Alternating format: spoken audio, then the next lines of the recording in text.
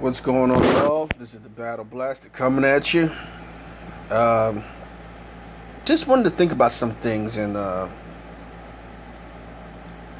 guess right now I'm kind of thinking on like another level.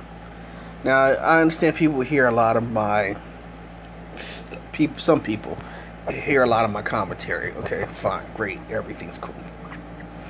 You know, and the funny thing is, you know me, I'm going to go here, I'm going to go there. Sometimes I'm a little off. When I start going on to my little thing, I run off into another direction. But I've always felt this way, and I just checked out this guy's video, you know, old gentleman. And I've always felt the same way. Even as a child, I felt this way. But he was talking about, you know, being controlled and how we're led into like we're being herded basically like cattle. I've always said that we are being herded like cattle. I see it every day. We have this thing called the media. These news outlets. You got the TV shows, you got the movies, you got the newspapers, you got the magazines, you got this, you got everything, radio, music, you know, everything. Because these are controlled by individuals. You got to understand, these people who control this, they have something to gain out of this. So they keep us all fighting against one another. They have everybody's mind fighting against each other. In other words, saying, I'm better than this person, I'm better than that person, I'm better than this person, I'm better than that person. Yeah, I'm on my white rights bullshit, I'm on my black rights bullshit, I'm on my Puerto Rican or whatever Latin rights bullshit, I'm on my Native American or whatever bullshit. You know, this is okay. We're all humans, right? But at times I watch us, we don't act like humans. Most of the times we're acting like savages. And I'm not saying everybody, but a lot of people. I remember, and I want to ask a lot of people. Now, see, I've already told you my age. You know, I was born in the 70s. Now, I remember as a kid, as a little boy, I remember watching Scarface. Scarface, I think, came out in the late 70s, early 80s. It was like 81, 82. It was on cable, whatever. And one day in the summertime, this is how I found Scarface. And I'm not going to lie to you about it. It's a little graphic, but I'm just going to tell you. As a little boy, you know, you see a little boobie, you think, oh, boobies. So you see the movie. You know, you hoping to see more boobies. That's how I got to see Scarface. I remember it came on, and I remember like I had to like switch it back and forth. So a couple days later, it was back on. This is in the summertime. It was back on. It was back on the movie channel, and I remember watching it from the beginning to the end. Now, I didn't agree with Tony Montana because in my heart of hearts, you know, I was brainwashed to feel like, you know, well, what I gravitated towards was like people like, you know, I hate to say it like this, I gravitated to the good guys. You know what I mean? I'm not going to say who the good guys are, but I always gravitated towards being a good guy. You know, putting yourself into the equation and risking your life in the process to save your friends or save your family or save people, period. So when I watched Scarface, it was amazing. It wasn't an amazing movie for me, honestly, at that time in my life. But, because I was, like I said, again, I seen Michelle Pfeiffer's little boobie and Tony Montana's sister's little boobie, you know what I mean? So, you know, when I was a little boy, that's all I wanted to see was the boobie. You know, so that's the only reason why I watched that movie. The movie, to me, was so graphic, was so horrible. It showed a part of humanity that I really couldn't. I could grasp it, but I really didn't like it. And I felt it could have been done some other way. I felt sorry for Tony Montana when him and his buddy came over from Cuba, and they put him in those concentration camps. And then when I seen the part where they went after the guy and he killed him, it was like, why would you do that? Then he, you start seeing the way he started getting up and what he had to do to get up and, do all the stuff to get his little hustle on or whatever. But the thing was, at the end of the movie, even though Tony did what he did to get, to become that kingpin or whatever you want to call him, Tony Montana was like, okay, well, he gets killed at the end. Everybody saw the movie. He gets shot or whatever. But the thing was about that movie that got me was,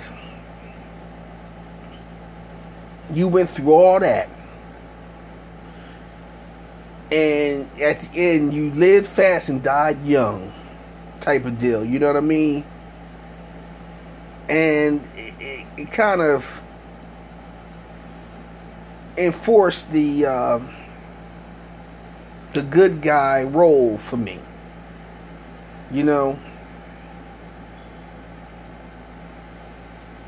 And I see how a lot of people to this day worship Tony Montana or anything like him. I mean, I went one day to wash clothes, and there was a next door to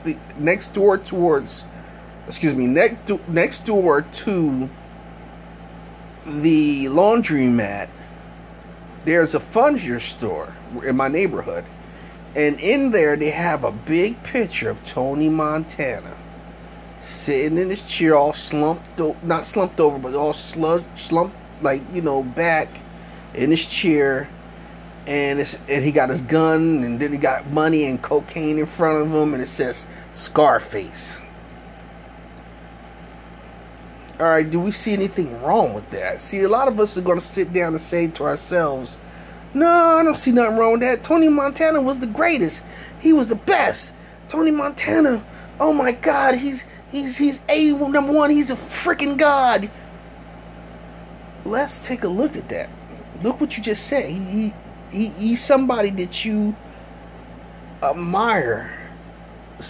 How do you admire a person who sold drugs that's designed to hurt and harm people, hook them so they would constantly be your you or anyone else's customer? You're destroying lives. Again, this is the good guy bullshit that I've always dealt with. The good guy mindset.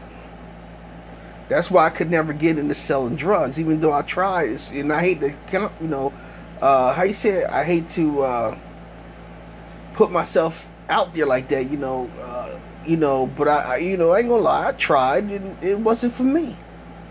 Doing a couple times, it was like, you know what, man, this ain't me. And I knew it wasn't me.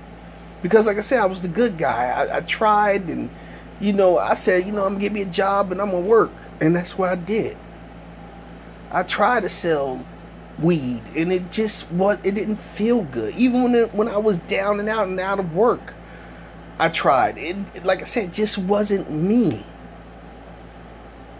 But you have people who idolize people like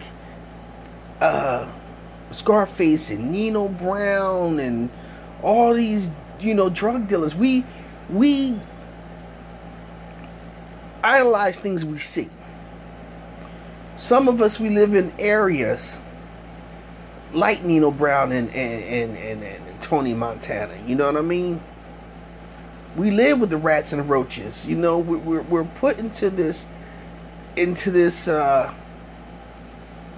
this bin of degradation. I don't know if what I call it degradation. I say this bin of no hope. That's a better way of me putting it. Okay? Society puts us there. Now, why does society puts us there? Now, this is another question I want to ask you. Now, remember the first question was about the, why do we do what we do? Why do we let, like movies, why we let movies and television dictate to us certain things? But then why do society treats our governments treat its people in such a bad way? See, a lot of people sit down and say, oh, it doesn't treat us bad, it doesn't treat us bad, oh. You got to understand, what happens to poor people always comes back and catches the middle class and the high up. So in other words, you fight against your own better, how you say, you fight against your own selves, in other words, your own best interest. Because whatever hits us, it comes back and hits you.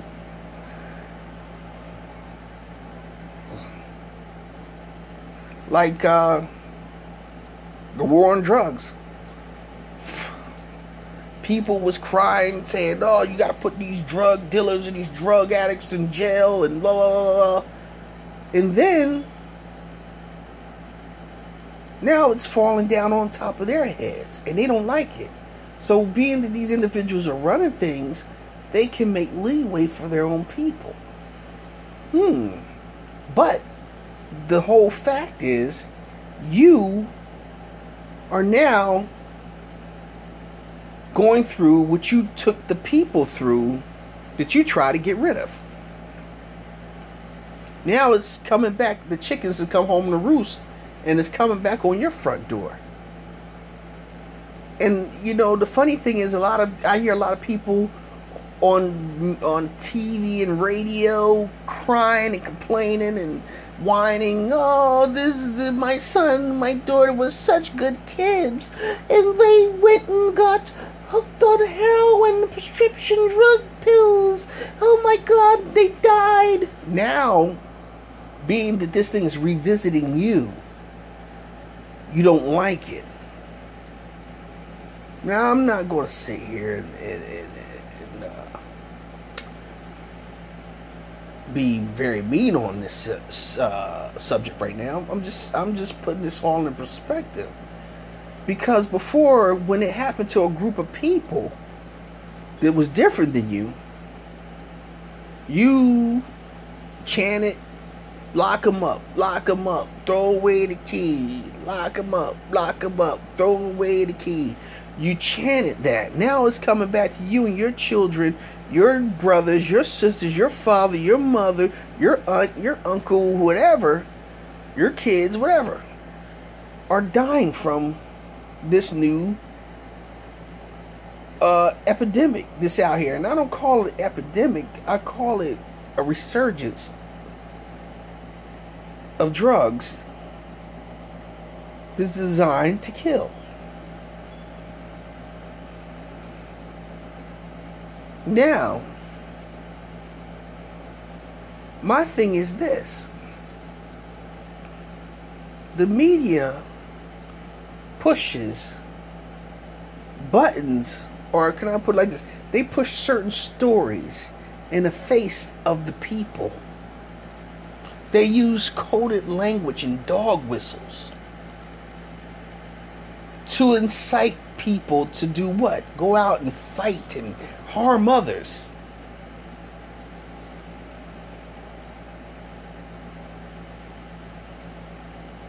Have you ever sat down and thought about, now this going around the board, I'm going to ask everybody, have you ever thought about what has that person that you hate so much did to you? Honestly, I mean, I'm asking Klansmen, and I hope I run into a couple of them on here. Usually you do find some white supremacists. But I'm going to ask them, what have any person of a different color ever done to you? Honestly, have we have we came into your house and stole something, or at least one person of a different color, or have that person ever walked into you and slapped you in the face, or called your wife a whore, or called you a punk, or did something to violate you in some miserable way? Will have a group of people ever did this to you? You know what I mean? I'm just asking this question.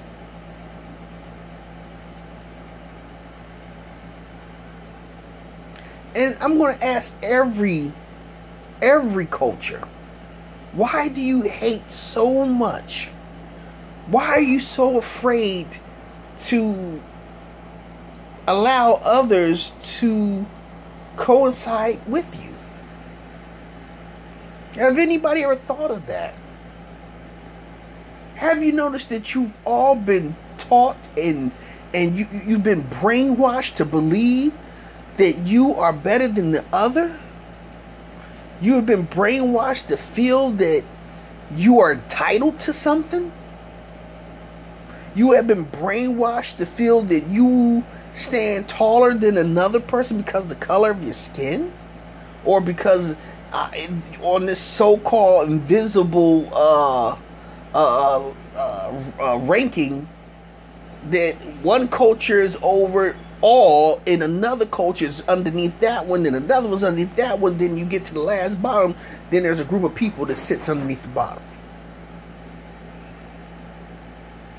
This imaginary bullshit has been given to us and fed to us over a few centuries now. Over hundreds of years.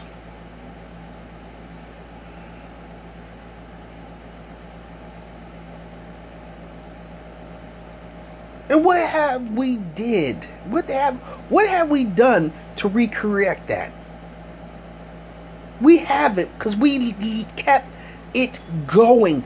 They gave us a spoonful, and guess what we've been doing? We've been begging for more of that spoonful. Give me more. Give me more. You know it's bad for you.